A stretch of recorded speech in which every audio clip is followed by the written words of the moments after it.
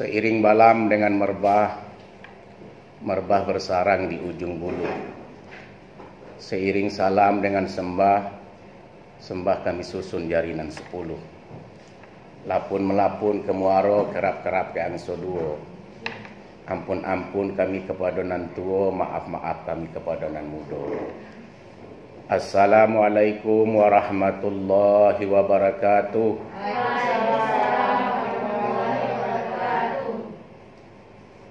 Kota Jambi, negeri beradat, negeri yang berwibawa dan bermartabat.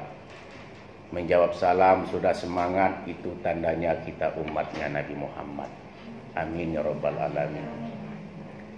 Alhamdulillahillazi arsala rasulahu bil huda wa dinil haqq liyuzhirahu ala dini kullih wa kafa billahi syahida. Asyhadu an la ilaha illallah wahdahu la syarikalah wa asyhadu anna Muhammadan abduhu wa rasuluh sallallahu alaihi wasallam la nabiyya wa ba'da. Allahumma fassalli wa sallim ala hadzal nabiyil karim. Inni usikum wa iyaya bittaqwallah faqad fazal muttaqun. Qala Allah ta'ala fil Qur'anil Karim. Bismillahirrahmanirrahim. Laqad kana lakum fi Rasulillahi uswatun hasanah liman kana yarjullaha wal yawmal akhir wa zakarallaha katsira.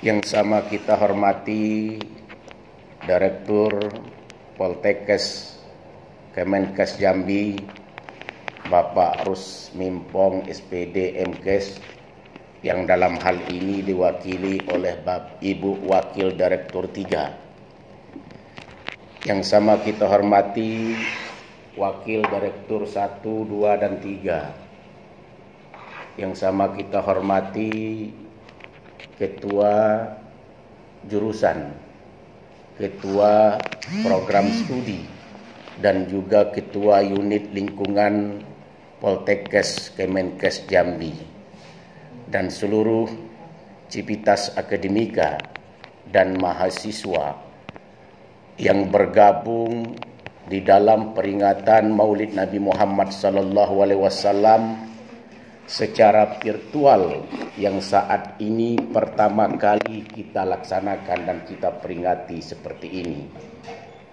Ingin sekali kita ingin berjumpa dan bertemu wajah yang akan melihat secara langsung dalam acara tabligh akbar pada kali ini.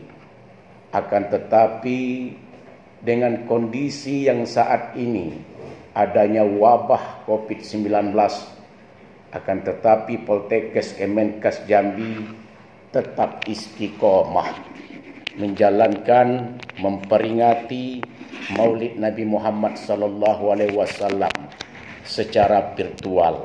Ini adalah merupakan suatu rasa cinta dan kasih sayangnya kita semua sebagai pengikut beliau akan mengikuti daripada suri tauladan uswatun hasanah Nabi kita Muhammad sallallahu alaihi wasallam. Bapak Ibu hadirin wal hadirat, yang besar tidak kami sebutkan gelarnya, yang kecil tidak pula sebut kami namanya. Kami himpun para jamaah yang hadir mengikuti virtual ini. Saya tidak bisa melihat berapa banyak orang yang hadir di sini. Yang saya tahu di sini ada 10 orang. Ya. Tapi lihat di samping ini, alhamdulillah 100. Ya, di 100. Berarti ini rasa cinta kita kepada Nabi kita Muhammad sallallahu alaihi wasallam. Bersyukur kita kepada Allah Subhanahu wa taala atas segala nikmat dan kesehatannya kepada kita semua. Kemampuan, kesehatan, kemauan, dan juga undangan yang telah disebarkan oleh panitia sehingga kita berkesempatan hadir pada pagi hari ini. Banyak kawan-kawan, rekan-rekan kita yang mampu untuk menyaksikan secara virtual, tapi tidak ada kuota untuk membuka YouTube ini, akhirnya tidak juga bisa dibuka. Alhamdulillah kita hadir pada pagi hari ini orang yang dimiliki oleh Allah kuota atas nikmat rezeki yang Allah berikan. Kita berkesempatan untuk membuka YouTube secara virtual live streaming melalui Poltekkes Jambi. Bapak Ibu hadirin mahasiswa yang dimuliakan oleh Allah Subhanahu wa taala. Salawat dan salam kita sanjungkan kepada baginda kita khataman nabi wa akhirul anbiya, Nabi kita Muhammad sallallahu alaihi wasallam, dengan lafaz Allahumma salli ala sayyidina Muhammad wa ala ali sayyidina Muhammad. Dengan memperbanyakkan salawat, insyaallah kita di yaumil akhir akan mendapatkan syafaat rahmat darinya, amin ya rabbal alamin. Man shalla alayya wahidan sallallahu alaiha biha usran. Barang siapa yang selalu mengucapkan salawat, satu kali salawat akan dilipatkan syafaat rahmat kepadanya 10 kali lipat setiap salawat yang kita sampaikan. Amin ya rabbal alamin. Bapak Ibu hadirin yang dimuliakan oleh Allah Subhanahu wa taala. Tema yang diberikan pada saya pada hari ini adalah membentukkan karakter mahasiswa berlandaskan Al-Quran dan hadis. Yang difokuskan kepada mahasiswa terlebih utama. Akan tetapi dalam tabligh akbar ini kita mengingatkan kembali bagaimana sejarah Rasulullah sallallahu alaihi wasallam. Sebelum kita menjelaskan tentang membentuk karakter mahasiswa berlandaskan Al-Quran dan Sunnah Rasulullah sallallahu alaihi wasallam, yang selalu kita peringatkan dari tahun ke tahun tentang Maulid Nabi, supaya kita tidak lupa tentang bagaimana sejarah lahirnya Rasulullah sallallahu alaihi wasallam, perlu juga kita kupas sedikit demi sedikit untuk kita semuanya. Rasulullah sallallahu alaihi wasallam ini adalah seorang nabi. Walaupun beliau ini seorang nabi, bukan berarti hidupnya itu bahagia, aman, enak, tenang, damai, tidak. Akan tetapi beliau juga tetap menerimakan ujian, cobaan, musibah dari Allah Subhanahu wa taala. Akan tetapi dengan penuh ketakwaan dan kesabarannya baik pun dalam keluarganya di saat itu, akhirnya sampai ia mati pun dan meninggal akan selalu dikenang karena beliau itu inilah Rasulullah sallallahu alaihi wasallam. Yang di dalam sejarah itu Rasulullah ini lahir 12 Rabiul Awal, yang pada hari ini adalah 12 Rabiul Awal yang kita peringatkan, dan kita juga tidak lupa bahwa pada hari ini 12 Rabiul Awal, makanya kita melaksanakan peringatan Maulid Nabi Muhammad sallallahu alaihi wasallam. Pada tahun gajah. Kenapa pada tahun gajah? Waktu itu pasukan Abrahah dari Habasah yang dipimpin oleh Abrahah akan menghancurkan Ka'bah. Ka'bah itu adalah tempat yang sangat suci di kota Mekah, kota haram. Disitulah Abrahah memimpinkan dengan pasukan gajah yang dikatakan dengan gajah pasti besar pasukan ini, akan menghancurkan Ka'bah. Akan tetapi di balik niat daripada Abrahah dan pasukan Abrahah Habasah ini didengarkan, diketahui oleh Allah Subhanahu wa taala. Maka di dalam Al-Quran, wa arsala alaihim tayran ababil. Alam tara kaifa fa'ala rabbuka bi ashabil fil.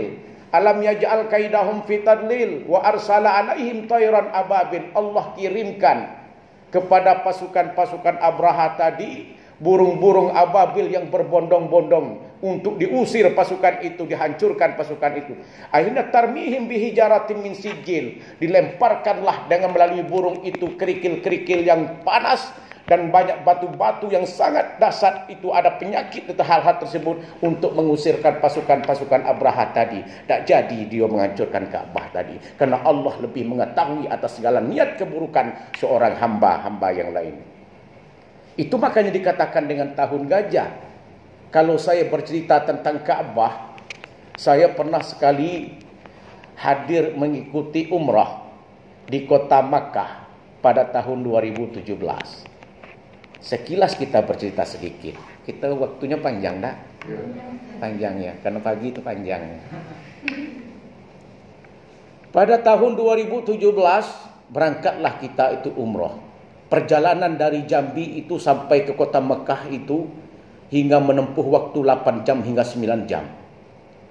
Jadi pesan dari orang tua berangkat di saat itu, Nover, kalau kamu nanti ikut umroh di kota Makkah nanti, jangan lupa doakan kami yang ada di kampung halaman, di kota Jambi, supaya kami juga bisa terpanggil untuk melaksanakan ibadah umroh ini.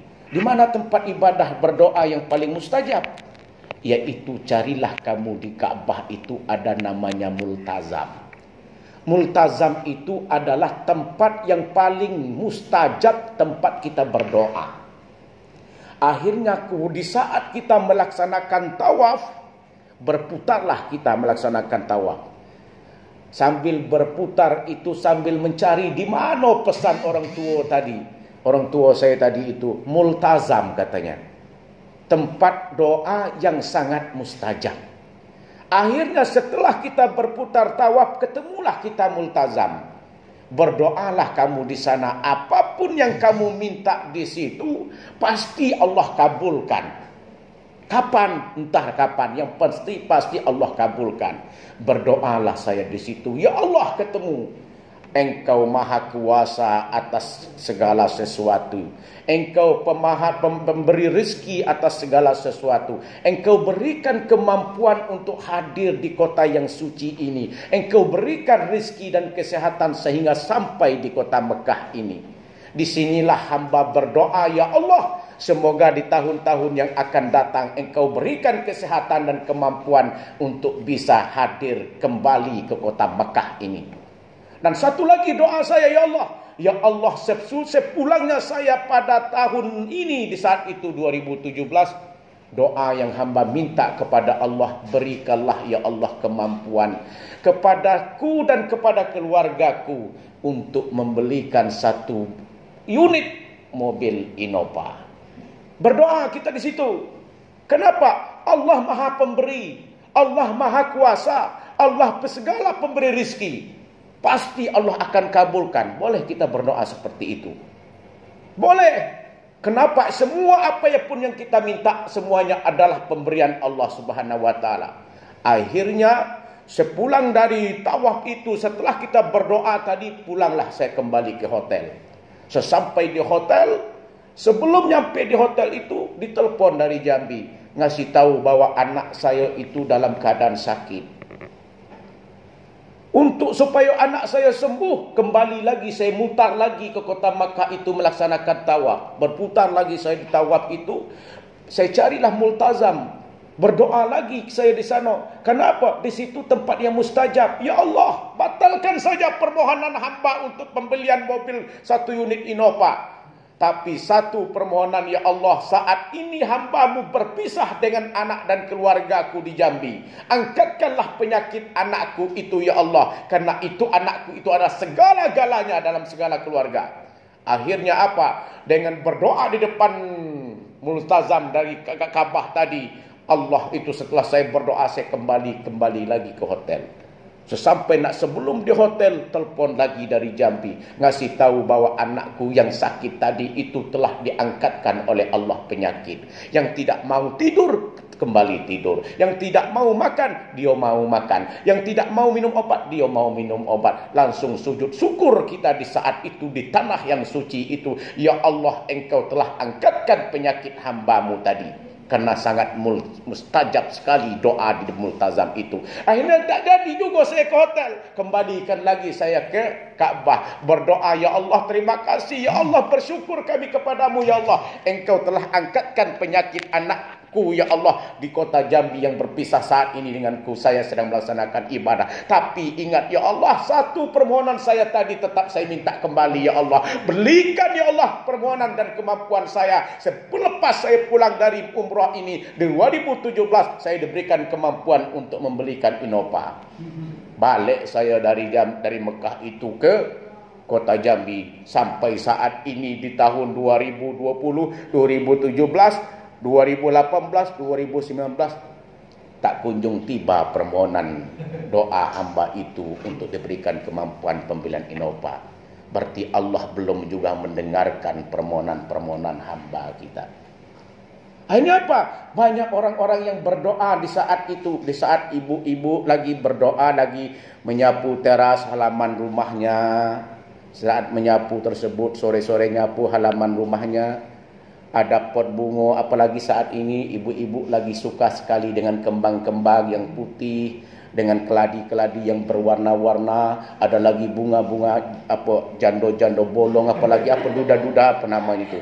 Kan banyak-banyak nama-nama kembang itu yang saat ini pagi dimasukkan kembang itu ke rumah, malam dimasukkan kembang itu ke rumah, pagi dikeluarkan lagi. Itu baik aktivitas kita setiap hari, nguruskan kembang. Takut kalau dibawa malam tidak dibawa masuk ke rumah, takut hilang. Karena Allah lah semua yang menjaga. Kalau hilang itulah rezeki orang pemaling.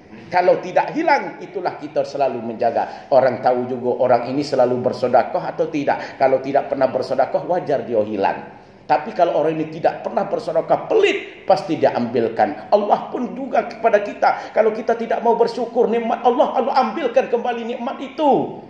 Wa ista'azar rabbukum la in syakartum la azidannakum wa la in kafartum inna azabi lasyadid. Kalau kita tidak mau bersyukur, kalau Allah izinkan, kalau kita tidak bersyukur kepada Allah, Allah akan ambilkan kembali nikmat yang pernah Ia berikan kepada kita. Nanti pun kalau kita tidak mau bersyukur, Allah berikan azab itu, yaitu azab yang sangat pedih.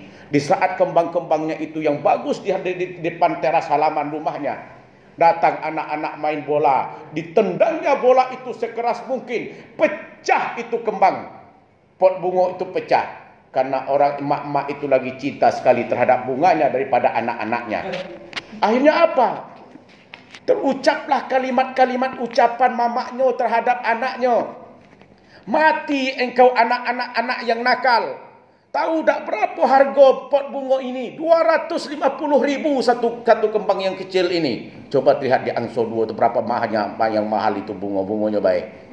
Pecah. Dia berdoa, nanti kamu pun meninggal dan mati pun dalam keadaan seperti terkeping-keping seperti pot bunga ini. Ucapan yang keluar dari mulut ibunya itu tidak terasa bahwa Allah pasti akan mengabulkan. Itu adalah sebagian kecil daripada doa yang pernah diucapkan oleh ibunya di saat bunganya pecah terkeping-keping tadi. Naik umurnya 5 tahun, Allah belum kabulkan. Naik dia umur 10 tahun, Allah belum kabulkan. Naik umurnya sampai 25 tahun. Setelah dia tamat dari kuliah, dia sudah menjadi insinyur. Di saat itulah anaknya ini bekerja. Berkelilinglah dia di sekeliling bangunan dan ruko itu. Dia diberikan oleh proyek kepadanya untuk membentuk dan membangunkan sebuah bangunan. Akhirnya bangunan itu runtuh, terkeping-keping. Anaknya itu lagi tegak di bangunan itu, akhirnya hancur dan meninggal di saat itu. Baru orang tuanya itu sadar, saya pernah terucap di saat anakku itu berumur 5 tahun. Allah tidak dengarkan doanya. Sampai umur 10 tahun Allah tidak dengarkan umurnya. Sampai umur 20 tahun Allah tidak dengarkan umurnya. Di saat umurnya 25 tahun baru Allah mengabulkan doa yang pernah terucap oleh ibunya tadi. Rupanya betul, saya pernah terucap di saat anak saya umur 5 tahun. Saat inilah Allah mengabulkan doanya, meninggalkan anaknya ini berkeping-keping seperti pot bunga yang pernah terucap waktu dia saat kecil. Jadi walaupun kita berdoa 2017 tadi, Innova di 2018 tidak dikabulkan, 2019 tidak dikabulkan, rupanya 2020 Allah kabulkan doa tersebut. Tapi dak Innova Allah berikan apanzah. Berarti doa itu dikabulkan oleh Allah. Multazam adalah tempat berdoa yang paling mustajab. Allah janji kabulkan, tidak 10 tahun, tidak 5 tahun, mungkin tahun yang akan datang Allah kabulkan. Itulah yang dikatakan dengan tahun gajah. 571 Masehi. Maka dalam dijanjikan 12 Rabiul Awal jatuh pada hari Isnin, Nabi Muhammadin dilahir 571 Masehi di kota Mekah pada tahun Fil. Itulah tahun gajah. 12 Rabiul Awal. Kenapa dinyanyikan? Mengingatkan kepada umatnya supaya tidak lupa bahwa Maulid Nabi itu 12 Rabiul Awal. Kalau kita lihat silsilah itu kelahiran Nabi Muhammad sallallahu alaihi wasallam, dari mulai kelahiran Nabi Muhammad sallallahu alaihi wasallam hingga Nabi Isa itu 571 tahun jaraknya. Antara Nabi Isa dengan Nabi Musa itu adalah 1716 tahun. Antara Nabi Musa dengan Nabi Ibrahim 545 tahun. Antara Nabi Ibrahim dengan Nabi Nuh itu 2215 tahun. Antara Nabi Muhammad dengan Nabi Adam itu 6155 tahun jaraknya hidup kita. Umur Nabi Adam itu panjang-panjang hingga 800 hingga 900 tahun. Umur Nabi Musa, Nabi Ibrahim itu 400 tahun itu hidupnya. Sedangkan umur Rasulullah sallallahu alaihi wasallam cuma 63 tahun. Maka khairukum man tala umuruhu wa hasuna amaluhu. Apabila engkau sebaik-baiknya yang Allah panjangkan usia dan umur kita, maka berbuatlah kebaikan setiap umur yang Allah panjangkan dan Allah usiakan tadi. Itulah yang dikatakan orang yang bersyukur atas segala usia dan umur. Kita lihat keturunan Rasulullah sallallahu alaihi wasallam. Muhammad itu Muhammad bin Abdullah bin Abdul Muttalib bin Hasim bin Abdul Manaf bin Qusay bin Kilab bin Murrah bin Ka'ab bin Luay bin Ghalib bin Fir bin Malik bin Nadar bin Kinanah bin Huzaimah bin Mudrikah bin Ilyas bin Mudar bin Nizar bin Ma'ad bin Adnan. Itu silsilah Rasulullah sallallahu alaihi wasallam. Saya nama Fahrizal Noper bin Saleh Badri bin Muhammad Zain. Mentok sampai situ tak tahu lagi saya siapa lapor di belakang lagi. Begitulah panjangnya silsilah Rasulullah sallallahu alaihi wasallam sampai kepada Nabi Ismail. Itu silsilahnya. Jadi Nabi Muhammad sallallahu alaihi wasallam kena musibah ujian cobaan, dia penuh dengan sabar. Di saat orang tuanya yang bernama Abdullah itu meninggal dunia, Nabi Muhammad itu masih dalam kandungan. Dia sudah menjadi anak yatim. 2 bulan sebelum mau lahir, ibunya Aminah, orang tuanya Abdullah itu telah meninggal, yang bernama Abdullah. Di saat perjalanan ke Sam, di kota Madinah, rumah pamannya itu sakit, orang tuanya itu meninggallah di situ. Rasulullah berumur 2 bulan sebelum dilahirkan. Berarti dia sudah menjadi anak yatim. Apa yang ditinggalkan oleh orang tuanya? Cuma 5 onta dan sahaya. Seorang perempuan sahaya, yaitu Aminah. Akan tetapi setelah Aminah ini melahirkan seorang Nabi Muhammad yang namakan Nabi Muhammad sallallahu alaihi wasallam, sesuai dengan kebiasaan bangsa Arab di saat itu, kalau ada yang lahir itu disusui oleh orang lain. Makanya Abdul Muttalib kakeknya itu susukan anaknya cucunya Nabi Muhammad ini kepada Halimatun Su'aib Sa'diyah dari Bani Sa'ad. Karena Bani Sa'ad itu, kampung Bani Sa'ad itu dalam keadaan panceklik di saat itu. Tanahnya kering, tidak subur. Apa sayur-sayurannya tidak hancur semuanya dalam keadaan panceklik. Akan tetapi dengan adanya Muhammad itu disusui oleh seorang perempuan dari Bani Sa'ad, lama kelamaan tanah yang kering itu bisa basah, tanaman-tanaman yang kering itu bisa subur kembali. Banyak kejadian-kejadian yang aneh-aneh sampai pembelahan darah Nabi Muhammad itu pun terjadi di Bani Sa'ad waktu Halimatus Sa'diyah menyusuinya. Sampai ia berumur 5 tahun, ia serahkan kepada ibunya, yaitu bernama Aminah. Nabi Muhammad sudah berumur 5 tahun, baru dikembalikan, diserahkan kepada orang tuanya bernama Aminah. Di saat 5 tahun itu, kita bicarakan sejarah sedikit. Umur yang ke-6 tahun, Aminah ini mengajakkan Nabi Muhammad ini, mari kita pergi, berangkat ke kota Madinah. Kita mau nemuinkan paman-pamanmu di kota Madinah. Di dalam perjalanan itulah ibunya Aminah itu membawa Nabi Muhammad itu ke kota Madinah. Sesampai di kota Madinah, belum nyampe, baru nyampe di kampung Abwa. Kampung Abwa itu perjalanan antara kota Makkah dan kota Madinah, pertengahan. Kampung Abwa, rupanya Aminah itu pun meninggal dunia di sana. Jadilah Nabi Muhammad sallallahu itu adalah menjadi anak yatim piatu, tidak berbapak dan tidak beribu. Baru umur 6 tahun, dia tidak punya bapak, dia tidak punya ibu. Begitulah ujian cobaan Allah berikan kepada Muhammad sallallahu alaihi wasallam di saat itu. Akhirnya apa? Diuruskan Nabi Muhammad ini, diserahkan kepada kakek beliau yang bernama Abdul Muttalib, Ummun Aiman, di bawah kekuasaan Abdul Muttalib. Masuk umur 8 tahun, Rasulullah sallallahu alaihi wasallam berumur 8 tahun, kakeknya pula ini meninggal dunia. Begitu berat ujian dan cobaan yang Allah berikan. 2 tahun meninggal kakeknya lagi. Akhirnya disusui diuruskan lagi Muhammad ini kepada pamannya yang bernama Abu Talib. Abu Talib ini orang yang sederhana, tapi dia seorang dermawan, tapi dia seorang orang miskin. Dialah yang membawakan Nabi Nabi sampai umur dia 12 tahun. Umur 12 tahun itulah ia berangkatkan, ajaklah Nabi Muhammad itu yang pertama ke negeri Sam untuk berniaga di situ. Apa kata pendeta di sana di Buhairah? Namanya Buhairah, pendeta itu, "Wahai Abu Talib, kalau saya lihat anakmu ini, Muhammad ini, namanya Muhammad, ini nanti waktu nanti dia besar, ia memiliki kedudukan yang sangat tinggi, derajatnya sangat tinggi." Buhairah, pendeta ini saja sudah mengetahui bagaimana melihat seseorang itu nanti ke depannya. Sama saat ini kita melihat seorang mahasiswa. Nanti mahasiswa ini belum tahu nanti dia bisa menjadi presiden dari saat ini. Inilah pembentukan karakter yang kita rasakan. Dari situlah ketahuan bagaimana karakter seseorang itu dilihat dari sikap, akhlaknya Rasulullah. Mulai dari kecil itu akan ketahuan, nanti bisa diprediksi yang akan datang. Begitulah perjalanannya sampai dia berumur 25 tahun. Singkat cerita, 25 tahun, sedangkan Siti Khadijah 40 tahun. Disitulah ia bertemu dengan jodohnya. Menikahlah dengan Khadijah umur 40 tahun. Itu sejarah.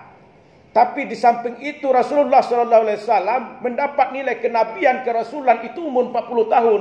Maka dengan umur 40 tahun itu 13 tahun dia berdakwah di Mekah, 10 tahun itu di kota Madinah. Jadi 23 tahun dia berdakwah. Umur itu 63 tahun. 63 tahun beliau wafat. Kenapa dikatakan Rasulullah itu adalah orang yang sabar? Karena dia memiliki sifat pertama, sifat Rasulullah adalah orang yang as-siddiq, benar, jujur. Yang kedua dia itu adalah amanah. Yang ketiga dia itu adalah patonah. Yang ketiga, empat itu adalah tablik. Dia selalu menyampaikan berdakwah dengan penuh kesabaran. Seperti apa sabarnya Rasulullah SAW? Banyak cerita yang mengatakan seorang Nabi Muhammad SAW adalah orang yang sabar. Pertama, di setiap Rasulullah itu melewati ada seorang rumah. Rumahnya ini adalah rumah seorang perempuan tua yang kafir di saat itu. Apabila Rasulullah melewati rumah orang kafir, perempuan tua itu pasti diludahin oleh perempuan tua itu. Tapi Rasulullah tetap tersenyum dan ucapkan salam kepada perempuan tua tadi. Itulah tanda buktinya sabar. Besokkan harinya lagi Rasulullah melewati rumah tua tadi, perempuan tua tadi. Tapi perempuan tua tadi itu tetap dia menyiapkan debu-debu, sampah-sampah, kotoran-kotoran yang telah disapunya tadi. Tetap dia lemparkan kepada Rasulullah. Kotor baju Rasulullah. Tapi Rasulullah tetap senyum dan mengucapkan salam kepada perempuan tua.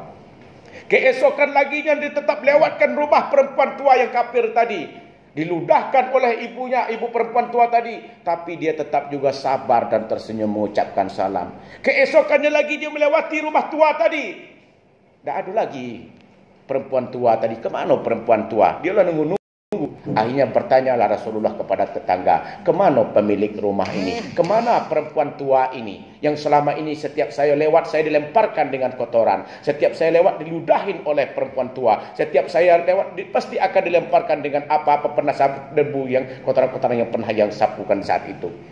Rupanya perempuan tua tadi dalam keadaan sakit. Walaupun orang itu sudah berbuat jelek terhadap Rasulullah, Rasulullah lah yang pertama kali mendatangi, mengunjungi perempuan yang sakit tadi, menjengukkan perempuan itu. Rupanya perempuan tua tadi itu betul-betul dalam keadaan sakit. Dia menangis perempuan tua itu. Orang yang sangat saya bencikan. Orang yang sangat saya ejekkan. Orang yang setiap saya lemparkan kotoran. Itu adalah Rasulullah penuh kesabaran. Rupanya disitulah mungkin perempuan tua ini tidak tahu tentang kebenaran. Di saat itulah perempuan itu mengucapkan kalimat syahadat. Asyhadu an la ilaha illallah wa asyhadu anna Muhammadar Rasulullah. Itulah kesabaran. Itulah merupakan suatu dakwah Rasulullah sallallahu alaihi wasallam kepada perempuan tua yang kafir tadi. Itulah bentuk kesabaran. Tapi ada lagi bahwa Rasulullah itu adalah selalu memberi dengan penuh keikhlasan. Tadi pertama adalah Rasulullah itu memiliki sifat sabar dalam implementasi kesehariannya. Yang kedua adalah Rasulullah itu selalu memberi dan ikhlas dalam berbuat. Rasulullah di masa hidupnya di kota Madinah, itu Rasulullah itu setiap pagi jam 9 selalu membawakan nasi. Selalu, kalau kita ini nasi, selalu membawakan makanan kepada laki-laki tua, buta, kafir pula.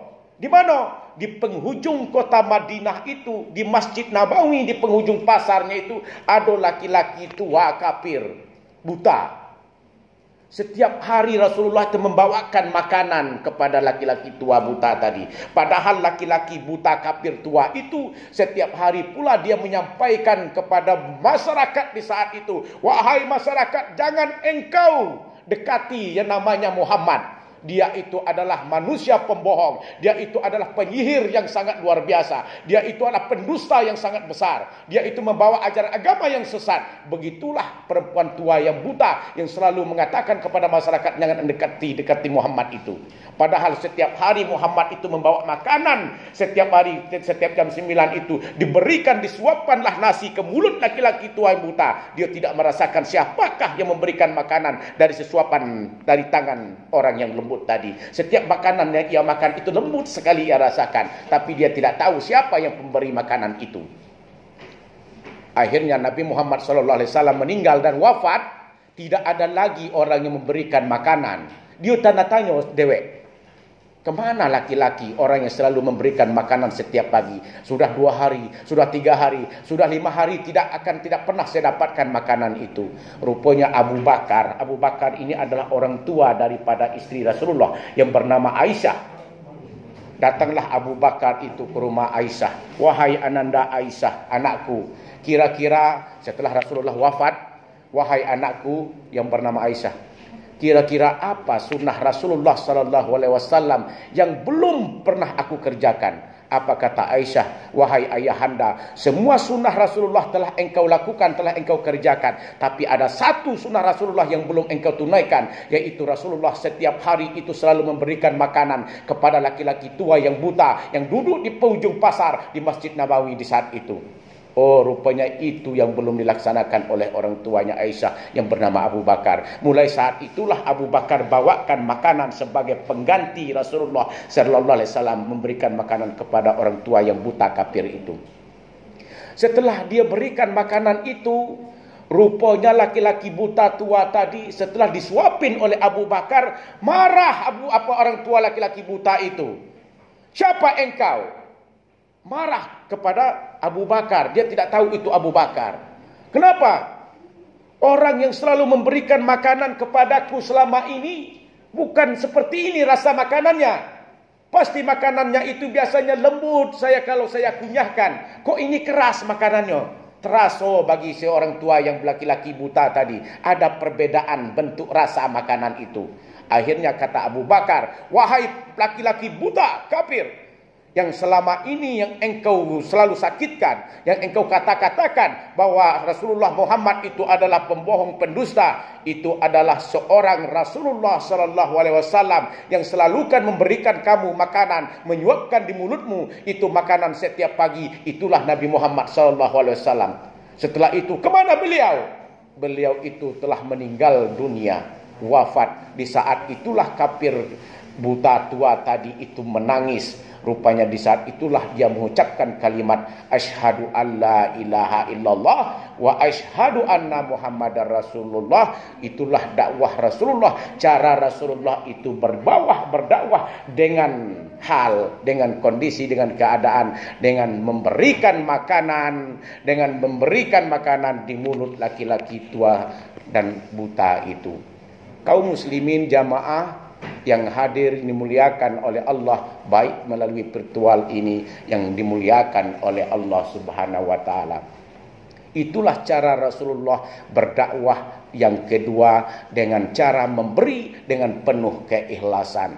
Itu juga termasuk karakter kita dalam membentuk mahasiswa itu, meniru, menauladani daripada taulannya Rasulullah sallallahu alaihi wasallam. Harus sabar kalau kuliah, harus saling berbagi kalau kuliah. Kalau ada kita punya ilmu, berbagi-bagilah ilmu kita kepada kawan-kawan. Kalau ada juga ujian, jangan juga nyontek-nyontek, itu tak boleh. Itulah kita berbagi dengan penuh keikhlasan. Jangan nak lulus dewek, nanti kawan kita lulus kita tidak. Mari sama-sama kita bantu, selesaikan skripsinya, selesaikan tugasnya, berbuat baiklah kepada dosennya, berbuatlah baik kepada pimpinan dan direkturnya, serta para civitas akademika yang lainnya. Insya Allah kalau kita sabar, kita saling berbagi, kita saling ikhlas dalam menjalankan roda pekerjaan kita, insya Allah tercapai. Itu adalah pembentukan karakter juga bagi kita seorang mahasiswa.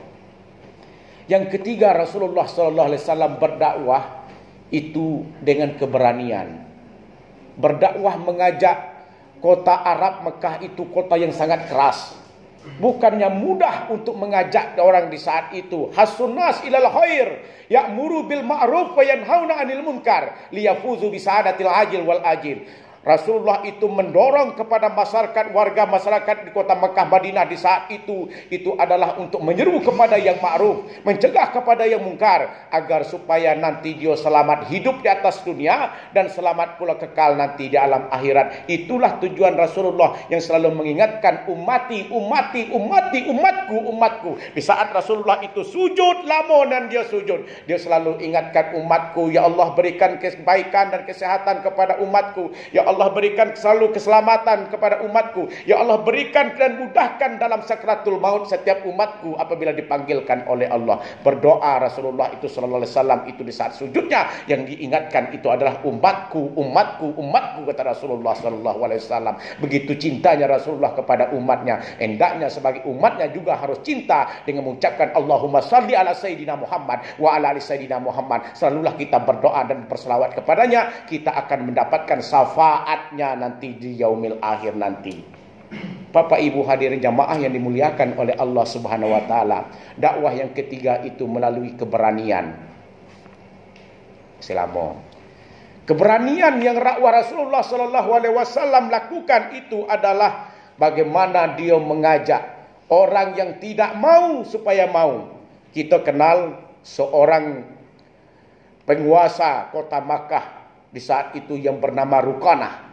Ruqanah ini adalah orang yang bertubuh besar, berbadan besar, yang sangat ditakuti oleh masyarakat di saat itu. Dan tidak ada satupun yang berani mengadukan fisiknya dengan Ruqanah ini, karena dia ini adalah seorang penguasa. Tapi setelah Rasulullah mendengarkan bahwasanya di kota Mekah itu ada seorang yang bernama Ruqanah yang bertubuh besar, berbadan besar itu, dan tidak ada satupun yang berani menghadapkannya, Rasulullah tetap berdakwah mengajakkan dengan keberaniannya itu kepada seorang Ruqanah tadi. Apa kata Rasulullah? Wahai Ruqanah, aku akan berikan suatu kebenaran dan ajaranku kepadamu. Hendaknya dengan ajaran dan kebenaran ini engkau akan mengikutiku dan masuk ke dalam agamaku, ada agama yang benar. Ruqanah di saat itu tidak mau, tapi dengan satu syarat, kata Ruqanah, kita akan adu yang dikatakan dengan istilah itu gulat. Olahraga di kota Makkah dulu yang paling terkenal itu adalah gulat, yang kedua berpanah, yang ketiga berkudo. Itu olahraga yang paling yang tertenar di saat dulu. olahraga sepak bola, bulu tangkis, badminton, itu di saat inilah tenis meja, tenis lapangan, itu kita-kita saja. Yang di saat itu adalah gulat, panah, berkuda. Ruqanah ini orang yang sangat kuat kalau bergulat. Berkuda juga dia sangat lincah, badannya tegap dan besar. Tapi Rasulullah tetap juga melakukan dakwahnya dengan menantangkan Ruqanah itu dengan secara fisik. Apabila terjatuh, kata Rasulullah, maukah engkau itu tunduk dan bisa masuk ke dalam ajaran agamaku, ajaran yang benar? Setelah beradu gulat dengan seorang Ruqanah, rupanya Ruqanah yang ditakuti itu, yang badan tubuh yang besar itu, rupanya kalah juga dengan Rasulullah sallallahu alaihi wasallam. Terjatuhlah Ruqanah. Akhirnya Ruqanah juga tidak mau menerima. Kita ulangi sekali lagi. Terjatuh juga, kita ulangi sekali lagi. Sampai dia 3 kali Ruqanah itu rupanya terjatuh berhadapan gulat dengan Rasulullah. Itulah dakwah Rasulullah dengan keberanian. Akhirnya juga sampai saat itu Ruqanah juga belum percaya dengan dakwahnya, kebenaran Rasulullah. Apa kata Rasulullah? Wahai Ruqanah, kalaupun engkau tidak percaya, mau tidak akan aku tunjukkan kepadamu. Engkau lihatkan itu pohon di depan. Akan aku panggilkan pohon itu supaya dia hadir di hadapanmu. Kata Ruqanah, coba. Setelah itu Allah Rasulullah panggilkan, wahai pohon, datanglah engkau ke sini. Datanglah pohon itu ke hadapan Ruqanah. Setelah itu, wahai pohon, kembalikanlah ke tempat semula. Akhirnya kembali pula pohon itu ke tempat semula. Di situ pula Ruqanah bukan bertambah percaya terhadap kebenaran Rasulullah. Rupanya Rasulullah itu bertambah tidak mau. Ruqanah tidak mau untuk masuk ke dalam ajaran. Disangkanya Rasulullah itu adalah penyihir yang sangat ulung luar biasa di saat itu. Padahal itu semuanya adalah kekuasaan Allah. Muhammad akan tunjukkan kekuasaan Allah di hadapan Ruqanah supaya Ruqanah itu masuk ke dalam ajaran agama Allah Subhanahu wa taala. Akhirnya apa? Ruqanah sudah kalah. Rupanya anaknya Ruqanah ini yang bernama Yazid bin Ruqanah juga ingin menantangkan Rasulullah. Dia melihat orang tuanya itu kalah bergulat. Yazid bin Ruqanah itu juga, saya akan tantang. Dibawanya 300 domba-domba. Itu akan menantangkan Rasulullah. Wahai Rasulullah, Muhammad Rasulullah, orang tuaku sudah kalah bergulat dengan engkau. Sekarang aku akan tantangkan engkau bergulat dengan imbalan 300 domba-domba yang sudah saya siapkan. Tapi untuk gulat yang pertama, saya berikan 100 imbalan, 100 domba. Tapi Rasulullah tetap, ayo saya ladani tantangan Yazid bin Ruqanah itu. Setelah ditantang rupanya bergulat, jatuh juga anaknya Ruqanah ini, yang bernama Yazid Ruqanah ini. Dikasihlah hadiah imbalan 100 domba tadi. 2 kali lagi, tetap juga kalah Yazid bin Ruqanah ini. Dikasih lagi 100 imbalan itu. Yang ketiga kali tetap juga terjatuh Yazid bin Ruqanah. 300 domba itu diserahkan kepada Rasulullah, imbalan itu. Akan tetapi Rasulullah tidak akan menerima 300 imbalan. Kepada dia, kembalikanlah, inilah domba-domba yang engkau bawa sebagai imbalan atas kekalahan, dan masuklah kamu ke dalam ajaran agama yang benar. Begitulah Rasulullah itu berdakwah, baik dengan kesabarannya, baik dengan selalu memberikan dengan penuh keikhlasan, maupun juga dengan memberikan dengan keberanian untuk menegakkan ajaran agama Rasulullah sallallahu alaihi wasallam. Ini tauladan Rasulullah yang hendaknya kita akan bentuk kepada diri kita sebagai mahasiswa di Poltekkes Kemenkes Jambi ini. Kenapa? Di dalam tauladan Rasulullah sallallahu alaihi wasallam, laqad kana lakum fi Rasulillahi uswatun hasanah. Di dalam diri Rasulullah itu sudah ada suri tauladan. Bagi siapa yang ingin mendapatkan rahmat darinya, bagi siapa yang akan didatangkan di yaumil akhir nanti, maka banyak-banyaklah mengingat Allah, berzikirlah kita kepada Allah Subhanahu wa taala.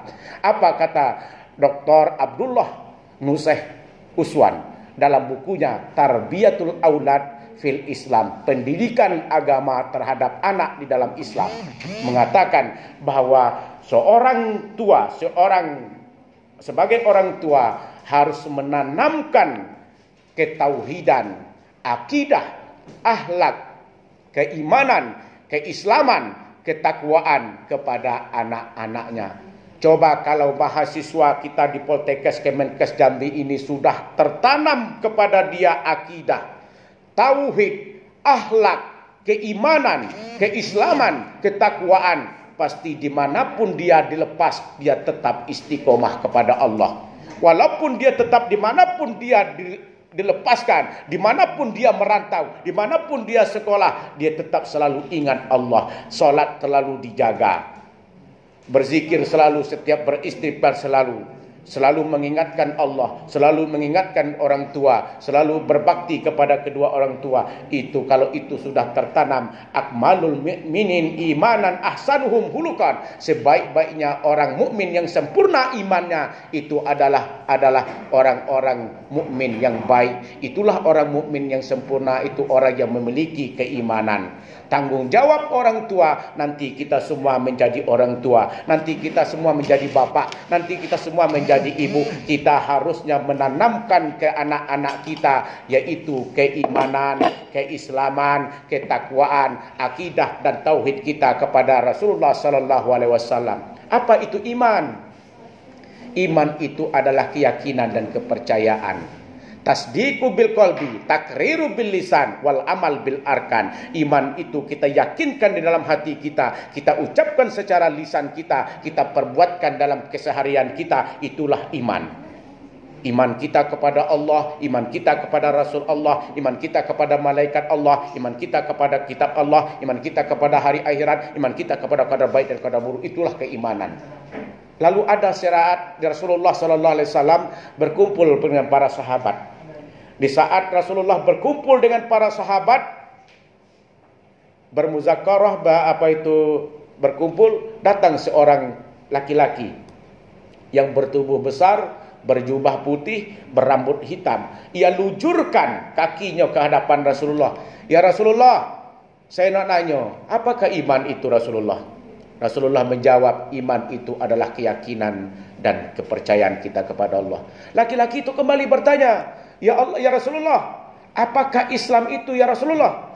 Rasulullah pun menjawab, Islam itu adalah anta'budullahi wa la tusyriku bihi syai'a. Engkau sujud dan patuh kepada Allah dan engkau tidak menyekutukannya dengan benda apapun juga. Wa iqamatis shalah, wa itaiz zakah, wa shaumir ramadan, wal hajjil baita man istata'a ilaihi sabila. Engkau melaksanakan, mengerjakan solat, engkau menunaikan zakat, engkau berpuasa, engkau naik haji ke Makkah. Itu adalah Islam, kata Rasulullah, menjawab dari pertanyaan seorang laki-laki tadi yang mengujurkan kakinya ke hadapan Rasulullah. Apa kata Rasulullah? Apa laki-laki tadi? Saya nak bertanya lagi Rasulullah, pertanyaan yang ketiga. Apa itu ihsan ya Rasulullah? Jawab Rasulullah, ihsan itu adalah anta'budullah fa innahu tara. Engkau sujud kepada Allah seakan-akan engkau melihatkannya. Fa in lam takuna tara, apabila engkau tidak melihatkannya, fa innahu yaraka, tentu engkau akan melihatkannya. Itulah yang dikatakan dengan kebaikan atau ihsan. Laki-laki itu kembali pula bertanya kepada Rasulullah, ya Rasulullah, apa tanda-tanda daripada hari kiamat? Rasulullah pun menjawab dari pertanyaan seorang laki-laki. Orang yang bertanya ini pasti lebih pintar daripada orang yang menanya. Orang yang bertanya ini sudah pasti memiliki jawaban sebelum itu dijawab oleh Rasulullah. Tapi Rasulullah tetap menjawabkan pertanyaan seorang laki-laki tentang tanda-tanda daripada hari kiamat itu. Apabila seorang budak telah melahirkan anak dari seorang majikannya, apabila orang pengembala telah membangunkan rumah-rumah yang mewah dan megah, apabila air hujan telah jatuh sebesar-besar batu, apabila langit itu telah terbelah, apabila bintang-bintang itu telah berserakan dan bertabrakan, apabila air laut itu sudah bertumpah ruah, apabila kubur-kubur itu sudah terbongkar, itu sebagian kecil daripada tanda-tanda hari kiamat. Izal samaun fatarat, wa izal kawakibun tasarat, wa izal biharu fujirat, wa izal kuburu bu'sirat. Apabila langit itu telah terbelah, apabila bintang itu telah berserakan, apabila air laut itu sudah bertumpah ruah, apabila kubur sudah terbongkar, itu tanda-tanda sebagian kecil daripada hari-hari kiamat. Setelah Rasulullah menjelaskan tentang keimanan, tentang keislaman, tentang keimanan, tentang ketakwaan, tentang keihsanan, bahwa laki-laki itu pergi meninggalkan pertemuan dan perkumpulan Rasulullah sallallahu alaihi wasallam. Apa kata Rasulullah? Wahai para sahabat, coba engkau lihat keluar, kemana laki-laki itu pergi. Setelah sahabat itu melihat keluar, tidak ada sedikit pun jejak kakinya kemana laki-laki itu pergi. Apa kata Rasulullah? Wahai para sahabat, tahukah engkau semua siapa laki-laki yang bertanya tentang iman? Siapa laki-laki tadi yang bertanya tentang Islam? Siapa laki-laki tadi yang bertanya tentang ihsan? Siapa laki-laki yang bertanya tentang hari kiamat? Itu adalah seorang malaikat Jibril yang menyerupai manusia, menjelaskan dan memberikan nasihat agama kepada kita semuanya. Itulah yang dikatakan dengan keimanan, keislaman, ketakwaan kita kepada Allah. Insya Allah dengan membentuk karakter mahasiswa tadi itu dengan iman. Kalau mahasiswa tidak memiliki iman, coba lihat anarkis itu di mana-mana. Boleh kita demo, boleh kita menyampaikan aspirasi, karena demo dan aspirasi itu dengan keimanan. Orang yang anarkis, orang yang tidak mendalami itu keimanan, tidak memiliki itu keislaman, dan juga tidak memiliki ketakwaan kita kepada Allah. Takwa, ta itu tawadu. Takwa, ta itu adalah tawadu. Orang yang bertakwa itu adalah orang yang rendah hati, orang yang rendah diri, orang yang tidak sombong, orang yang tidak angkuh. Itulah yang dikatakan dengan tawadu. Qaf, takwa. Qaf yang kedua adalah qanaah. Qanaah itu adalah orang yang merasa cukup atas segala nikmat Allah yang Allah berikan kepadanya. Sedikit pun nikmat yang Allah berikan dia bersyukur, banyak pun yang Allah berikan dia bersyukur. Itulah yang dikatakan dengan qanaah. Wow, yang ketiga adalah wara. Wara itu adalah menjaga diri. Semuanya ini akan kita jagakan diri kita. Pandangan kita akan kita jaga, penglihatan kita akan kita jaga, pendengaran kita akan kita jaga, semua anggota organ tubuh akan kita jaga. Wala takfu ma laisa laka bihi ilmun, innas sam'a wal basar wal fuad kullun ulaika kana anhu masulan. Kalau kita tidak mengetahui bagaimana tentang ilmunya, jangan engkau ikuti. Akan tetapi sesungguhnya pendengaran, penglihatan kita, pendengaran kita, hati kita akan dimintakan pertanggungjawaban di hadapan Allah Subhanahu wa taala. Itulah yang dikatakan dengan wara. Yang terakhir adalah yakin. Yang terakhir adalah yakin. Yakin itu kita serahkan kepada Allah. Semua apapun yang terjadi di atas dunia ini, itu kita serahkan kepada Allah Subhanahu wa taala. Datangnya virus corona ini, jangan terlalu berani menghadapi virus itu. Jangan pula terlalu takut menghadapi virus itu. Akan tetapi kita tetap mengacu kepada protokol kesehatan. Pakai masker kita setiap hari, cuci tangan kita setiap hari, jaga jarak kita dalam berkomunikasi. Insya Allah kita terhindar daripada virus corona itu kalau kita menerapkan aturan-aturan dari pemerintah yang telah disampaikannya. Itulah menanamkan keimanan, menanamkan keislaman, menanamkan ketakwaan, menanamkan akhlak oleh orang tua kepada anaknya. Kalau sudah tertanam keimanan, keislaman tadi, insya Allah mahasiswa Poltekkes itu akan berjalan mulus sampai selesai. Iza ra'aitumur rajula ya'tadul masjidah fashhadu falahu iman. Apabila kita melihat seorang laki-laki yang selalu ingat kepada masjid, ingat selalu untuk mendekatkan diri kepada Allah, maka bersaksilah kamu, itulah orang-orang yang mukmin. Kalau ada sebentar-sebentar pas kita mau melaksanakan mau lagi jam 9 mau bekerja, rupanya mahasiswa ini selalu ingatnya kepada masjid, ia laksanakan sholat duha. Jam 9 ia datangkan sholat duha. Kenapa sholat duha? Sholat duha itu adalah sholat orang yang mendekatkan dirinya kepada Allah. Di saat orang lupa, di saat orang sibuk bekerja, di saat orang sibuk menjalankan aktivitas, dia melaksanakan sholat duha. Itu bagaikan anak unta yang bangun dari terbaringnya di tempat yang panas. Itulah hikmahnya daripada sholat duha. Bukannya sholat duha itu untuk memberkahkan semua rizki. Bukankah sholat duha itu untuk memperbanyakkan kita punya rizki? Kita selalu berdoa, Allahumma in kana rizqun fis sama' fa anzilhu, wa in kana fil ardi fahrijhu, wa in kana mu'assiran fayasirhu, wa in kana haraman fatahhirhu, wa in kana ba'idan faqribhu. Apabila ya Allah, kalau memang rizki itu ada di langit, turunkan ya Allah. Kalau memang rizki itu ada di bumi, keluarkan ya Allah. Kalau memang rizki itu sukar, permudahkan ya Allah. Kalau memang rizki itu kotor, maka bersihkan ya Allah. Kalau memang rizki itu jauh, perdekatkan kepadaku ya Allah. Itulah doa-doa kita di saat kita melaksanakan sholat duha. Karena di dalam organ tubuh kita itu ada 360 persendi-sendian. Persendinya. Sendi itu harus kita sedekahkan. Lalu sahabat bertanya kepada Nabiullah, wahai Nabiullah Rasulullah sallallahu alaihi wasallam, bagaimana saya mensedekahkan persendian yang ada di organ tubuhku? Rasulullah menjawab, engkau bersihkan dahak dan kotoran di masjid itu adalah sedekah.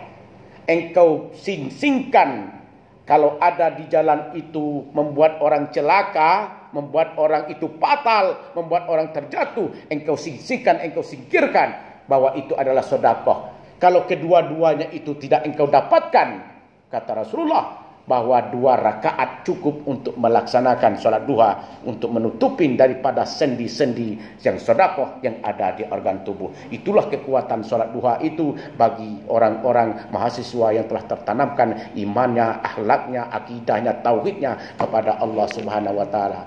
Yang kedua, pesan dari Abdullah Ulwan tadi dalam pendidikan anaknya untuk membentukkan karakternya dalam menanamkan Al-Quran dan hadis itu adalah berbaktilah kepada kedua orang tua. Tidak semuanya.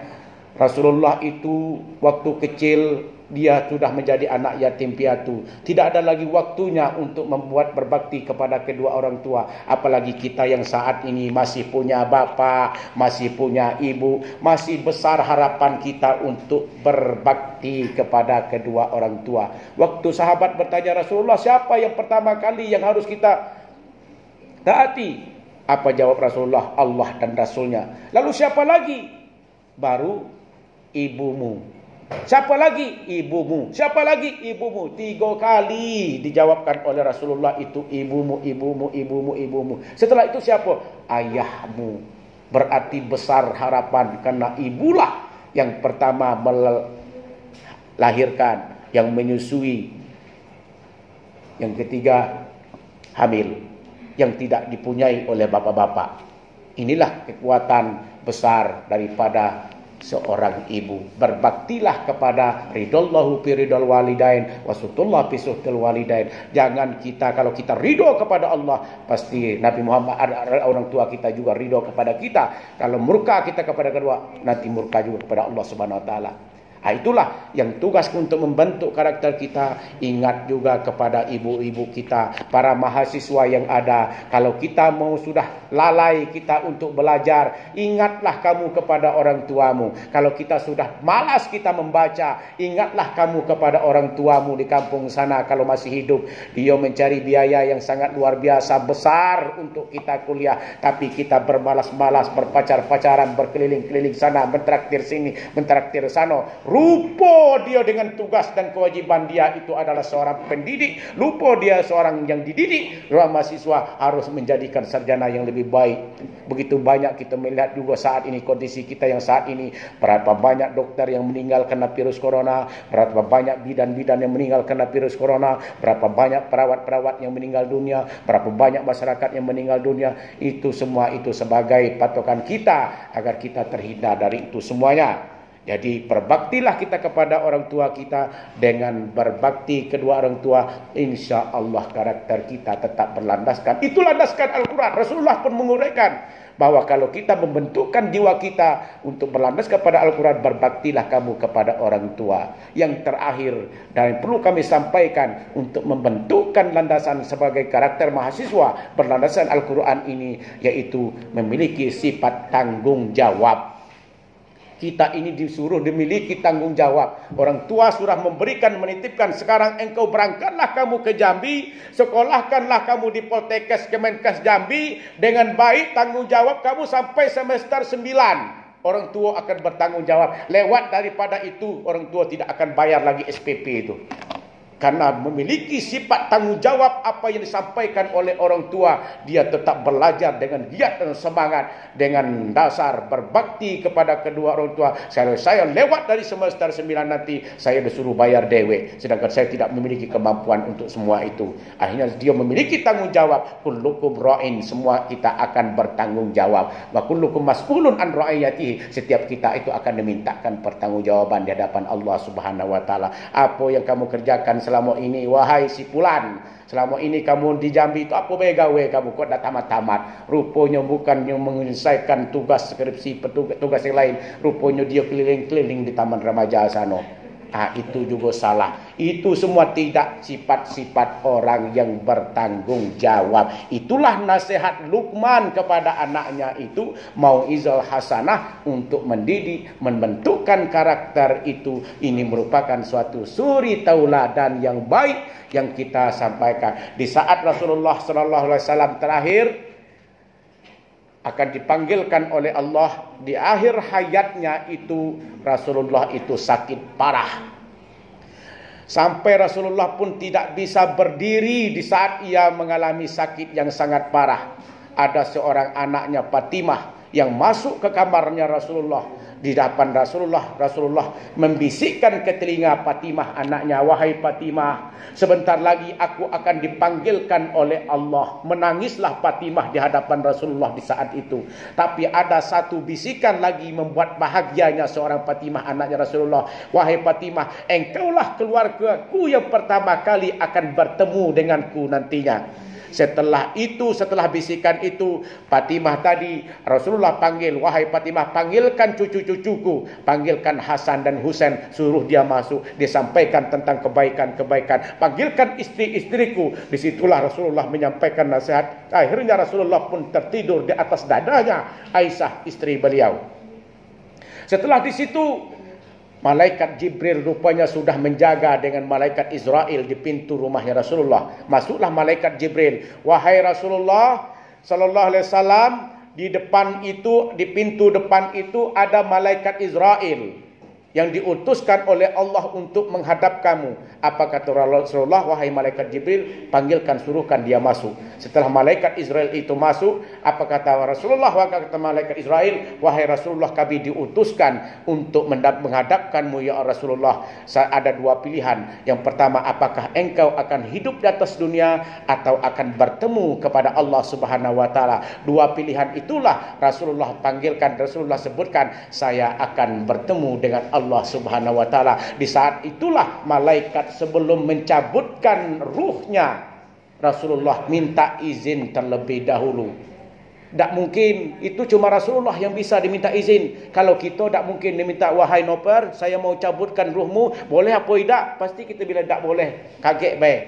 Tapi kepada Rasulullah, malaikat Israel itu minta izin terlebih dahulu. Tapi Rasulullah menjawab, saya akan bertemu dengan Allah Subhanahu wa taala. Di saat itulah Rasulullah, malaikat Israel itu mencabutkan ruh Rasulullah sallallahu alaihi wasallam. Dari situlah terakhir daripada hayat hidup Rasulullah sallallahu alaihi wasallam, sehingga kita bisa memperingati Maulid Nabi Muhammad sallallahu alaihi wasallam. Saat ini kita juga sudah menunjukkan pukul 10, sudah 1 jam. Saya menyampaikan, jikalau ada kata-kata yang salah, saya mohon maaf. Kalau ada kata-kata yang salah, jangan disimpan.